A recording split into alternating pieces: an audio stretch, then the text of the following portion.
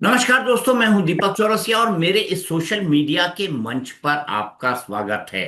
शर्म आती है, शर्म आती है ये सोचकर कि हम दुनिया के न्यूक्लियर नेशन हैं, न्यूक्लियर क्लब के अंदर हम शामिल हैं, लेकिन अपने यहाँ एक परीक्षा ठीक से नहीं करा पाते, पेपर लीक हो जाते हैं।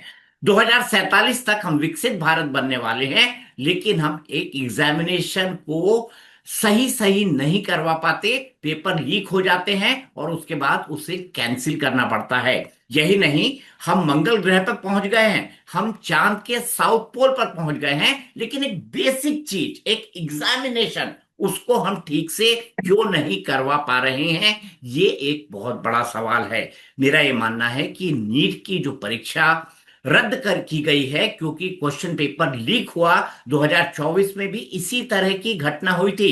सुप्रीम कोर्ट ने नेशनल जो टेस्टिंग एजेंसी है उसको कई सारे मेजर्स लेने के लिए कहा था, लेकिन उसके बावजूद भी ये सब कुछ क्यों हो गया, ये अपने आप में सबसे बड़ा सवाल है। मेरा ये मानना है कि ये सिस्टम का सामूहिक फेलुअर है, सरकार का फेलुअर है, शिक्षा मंत्रालय का फेलुअर है, नेशनल टेस्टिंग एजेंसी का फेलुअर है, और उन राज्यों में जहां पर जो प्रतियोगी परीक्षाओं को संचालित करने वाली संस्थाएं हैं उनका भी कलेक्टिव फेल्यूर है। 2015 से लेकर अभी तक 19 राज्यों में 65 से ज्यादा परीक्षाओं के पेपर लीक हो चुके हैं, लेकिन हमें शर्म नहीं आती। शर्म हमें आना चाहिए इस बात पर कि जो बेसिक चीज है जीवन की, वैसे तो हम हर मिनट परीक्षा देते हैं, लेकिन उन बच्चों का क्या जो कई साल लगाकर इस तरह की प्रतियोगी परीक्षाओं की तैयारी करते हैं और एक दिन ये मालूम पड़ता है कि भाई ये परीक्षा हमने दे दी, बहुत अच्छी हुई, हमारे सिलेक्शन के पूरे चांसेस थे, लेकिन पेपर लीक हो गया, अब ये परीक्षा रद्द की जा रही है। उस बच्चे की मनस्थिति का अंदाजा आप लगा सकते हैं। आपको पता है 12 मई 2026 को नीट की परीक्षा का ये पेपर रद्द किया गया। और आपको ये भी बता दूं, 1998 में 11 मई को, इससे ठीक एक दिन पहले 1998 में हम न्यूक्लियर नेशन बने थे। हमने पोखरण में परमाणु ब्लास्ट किया, परमाणु परीक्षण किया था। अब मुझे ये बताइए कि वो देश जो एक न्यूक्लियर नेशन हो, वो देश अपने यहाँ परीक्षा ठीक से ना करवा पाए तो सवाल तो उठेंगे। मतलब 2 साल तक इतनी तैयारी करने के बाद और पेपर 23 लाख इतना बड़ा नंबर है और हर जगह सेंटर आते हैं। ऑल ओवर इंडिया पेपर हो रहा है। फिर अगर ऐसे ही एक दिन बोलें पेपर के 10 दिन बाद वो भी कि पेपर लीक हो गया तो पेपर कैंसिल कर, ये कोई बात थोड़ी होती है। मतलब इतना एनटीए इतनी बड़ी बॉडी है, गवर्नमेंट बॉडी है, इतने टाइम से पेपर करा रहे हैं, पेपर लीक हो रहा है और पेपर सीधे कैंसिल। इस पर कुछ मतलब करना चाहिए। ये एनटीए की एडमिनिस्ट्रेशन का और मैनेजमेंट का एक बहुत बड़ा फेलियर है। 2024 में भी इसी तरीके से पेपर लीक हुआ था और इस साल भी पेपर लीक हुआ है और पेपर को अब कैंसिल कर दिया गया है। जिन बच्चों ने अपनी मेहनत से 2 साल मेहनत करने के बाद नीट का पेपर दिया है बिना चीटिंग के, उन बच्चों का पेपर अभी तक कैंसिल हो चुका है। ये इनके साथ बहुत अनजस्ट और एक बहुत अनफेयर डिसीजन हुआ है। होते हैं वो 2 साल पहले से प्रिपेयर करना स्टार्ट कर देते हैं। इन केस मैं 2 साल प्रिपेयर की, उसके बाद मेरे को एग्ज़ाम देने के बाद पता चल रहा है कि मेरी पेपर लीक है, तो उस ड्यूरेशन में जब तक रिजल्ट नहीं आई हुई है, ऐसा कुछ न्यूज़ नहीं आया हुआ है कि पेपर लीक है, उस टाइम पे तो मेरा फ्लो नहीं है ना पढ़ने का। उसके बाद वो जो फ्लो टूटा वो मेरे को डीमोटिवेशन देगा कि अब मेरे को कुछ नहीं आता है। इसी पर बात करने के लिए मेरे साथी ओम प्रकाश रोज की तरह जुड़ गए हैं। ओम प्रकाश, आज मन में गुस्सा है, आज मन के अंदर जो है ना केवल गुस्सा है बल्कि मन के अंदर एक एक एक क्षोभ होता है ना, कि क्या मतलब हम कि इतने सुपर पावर दुनिया के बनते हैं, तीसरी सबसे बड़ी इकोनॉमिक पावर बनने जा रहे हैं हम, 2047 तक विकसित भारत बनने जा रहे हैं हम। सिलिकॉन वैली जो दुनिया की कंप्यूटर इंडस्ट्री को चलाती है, वो पूरे के पूरे भारतीय चलाते हैं, दुनिया की सबसे बड़ी ब्लू चिप कंपनियों के सीईओ भारतीय हैं, और हम एक परीक्षा ठीक से नहीं करा पा रहे हैं। कितना बड़ा फेलवर आप इसको मानते हैं, सरकार का और सिस्टम का? दीपक जी, मुझे तो समझ नहीं आ रही कि सरकार अब तक एक्शन क्यों नहीं ले रही। क्यों एनटीए के अधिकारी अब तक बने हुए हैं? क्यों भारत सरकार के शिक्षा विभाग के अधिकारी जिनकी जिम्मेवारी है इसको इंश्योर करना, वो बने हुए हैं? क्यों भारत सरकार अब तक एक एग्जाम लेने का कोई फुल प्रूफ सिस्टम नहीं बना पाई? मतलब कोई वजह नहीं समझ में आ रही। आप बताइए, पहली बार नहीं हुआ ये।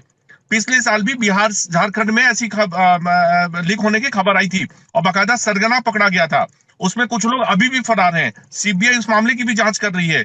उसके पहले भी याद हो दीपक जी, 2 साल पहले तो एक परीक्षा सेंटर से 100% मार्क लेने वाले 10 लोगों से ज्यादा थे और 100 से ज्यादा बच्चे उस सेंटर से पास हो गए थे। मतलब क्वेश्चन वहां भी लीक हुआ था। लगातार हो रहा है। हम इस देश में जहां 90% से ज्यादा लोगों को चुनाव मतदान करा लेते हैं चुनाव के दिन, वहां 23 लाख बच्चों से एग्जाम नहीं करा पा रहे। अजीब सिस्टम बनाया हुआ है। और जाहिर सी बात है, सरकार इसके लिए दोषी नहीं है। दोषी वो अधिकारी हैं, वो शिक्षा विभाग के हों, वो मंत्रालय के हों, वो एनटीए के हों, और जिन लोगों को ये ठेका दिया हुआ है वो हो। और अब तक तो सरकार को उठा के वाकई जेल में डाल देना चाहिए। होम सोइबर इज रेस्पॉन्सिबल। खामखा की जांच, खामखा की चीजें, और बच्चों को क्या मिल रहा है साहब?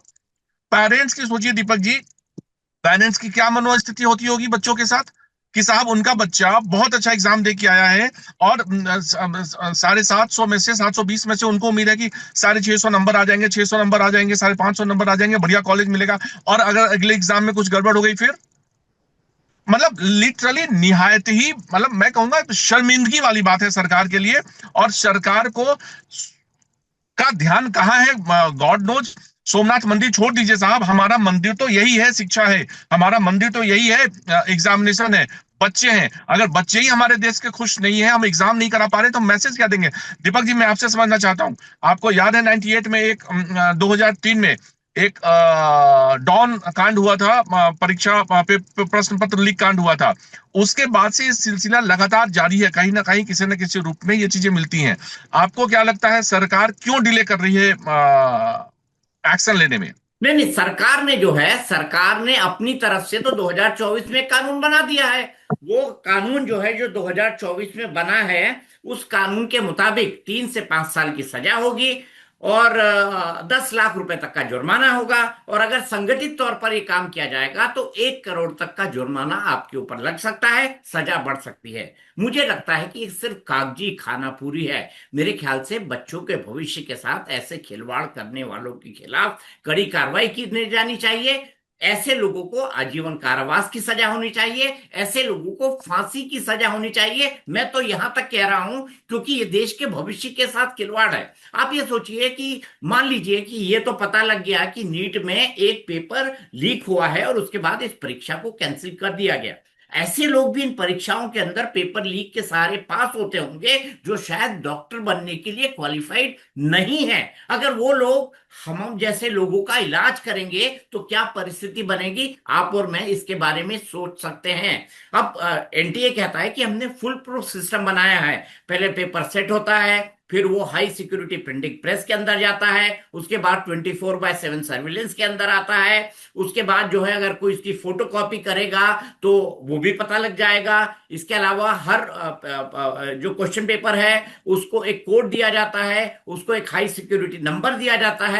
उसके बाद जिस गाड़ी के साथ ये क्वेश्चन पेपर जाते हैं उस पे जीपीएस लगा होता है। अगर रास्ते से वो थोड़ा भी भटकता है तो उसके बाद इसके कार्रवाई के लिए जो है अलार्म बज जाता है। जिस सेंटर के अंदर पहुंचता है वहां पर डिजिटल डिजिटल लॉकर के अंदर क्वेश्चन पेपर होता है और एक तयशुदा अधिकारी ओटीपी के सहारे इसको खोलता है। तो सवाल ये खड़ा होता है, लीक कैसे हो जाता है? अब इसके अंदर यस दीपक जी, सबसे बड़ी बात, यही दीपक जी लीक बिल्कुल कैसे हो जाता है? अभी अभी तक हाँ, जो है सबसे बड़ी सीबीआई, बात। अभी तक सीबीआई को नहीं समझ पड़ रहा है। सीबीआई और जो इन्वेस्टिगेटिंग एजेंसी है उनका ये कहना है कि नासिक की जो प्रिंटिंग प्रेस है उसमें कोई कुरियर बॉय था जो जिसके पास उस वैन का एक्सेस था। अब ये टोटल गेस वर्क है।